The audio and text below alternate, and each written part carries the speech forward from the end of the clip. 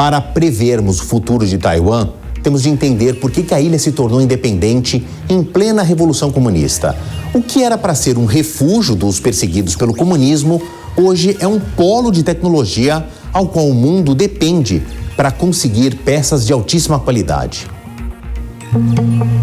Existem duas Chinas: a República Popular da China, cuja capital é Pequim, e a República da China, criada há quase 75 anos por dissidentes da Revolução.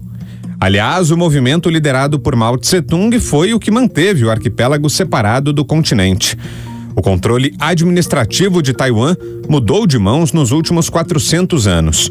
No século XVII, as ilhas foram controladas pela Holanda e principalmente pelo Japão.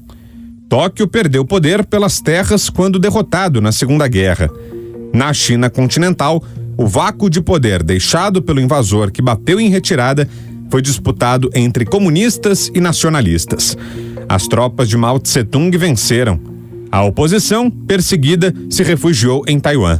2 milhões de chineses seguiram o mesmo caminho na época. Essa é a raiz das 7 décadas de separação. Mesmo condenando o regime socialista que passou a ser imposto na China continental, Taiwan demorou para se tornar uma democracia plena.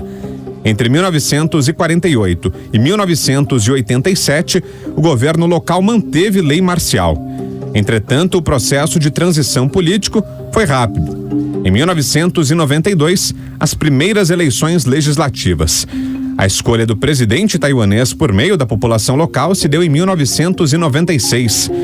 A vontade de Pequim em reunificar o território não é recente, mas foi o presidente Xi Jinping quem mudou o tom de intenção para ameaça.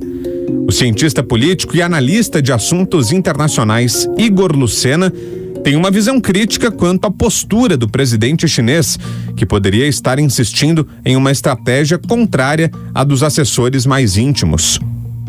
A concentração de poderes de Xi Jinping o faz também ter uma visão, acho que, do meu ponto de vista, negativa dos chamados imperadores, que é quando você começa a não escutar aquelas pessoas mais próximas, os críticos e até mesmo os conselheiros que são mais críticos, e isso pode fazer com que você tome decisões erradas. Uma visão muito clara é que, segundo a inteligência americana e japonesa, em 2027 e 2028, a China teria sim condições de fazer uma invasão ou uma tentativa de anexação a Taiwan, algo que eles ainda não têm. Isso é importante.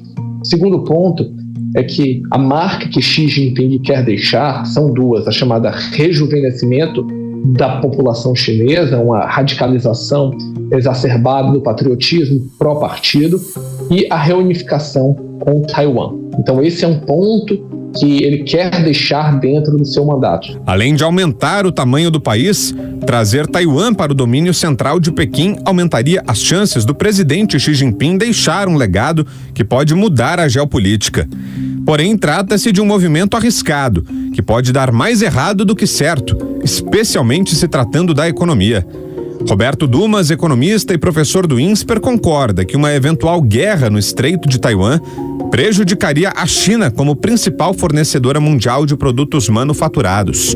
A importância de Taiwan reflete nitidamente também na importância da China como um polo exportador e de fornecimento de equipamentos, eventualmente quase de última linha. Então, uma guerra poderia prejudicar muito o comércio internacional, não entre China e Taiwan apenas, mas entre China e o mundo, porque teríamos novamente um choque de oferta onde a China não conseguiria prover os equipamentos tão necessários que a gente usa, principalmente equipamento eletrônico, que tanto Taiwan quanto a Coreia do Sul fornecem os insumos, os inputs, não a matéria-prima, mas os insumos, como principalmente os semicondutores. Então, uma guerra seria, assim, bem en passant, terrível para o comércio internacional, porque praticamente você tiraria a China como principal exportadora do mundo e o mundo ainda depende da China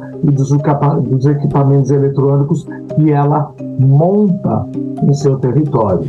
Entre os anos de 2008 e 2016, duas bem-sucedidas transições de poder que reforçaram o caráter democrático de Taiwan. A estabilidade política guiou o crescimento econômico. A ilha se tornou um centro de tecnologia de ponta, investiu no desenvolvimento de microprocessadores e se tornou o maior produtor de uma peça essencial para a quarta revolução industrial. Apesar do clima de rivalidade, a China continental e o arquipélago de Taiwan construíram uma sólida relação de dependência comercial, muito por conta da posição estratégica das ilhas, que favorece o comércio marítimo com grandes consumidores banhados pelo Oceano Pacífico.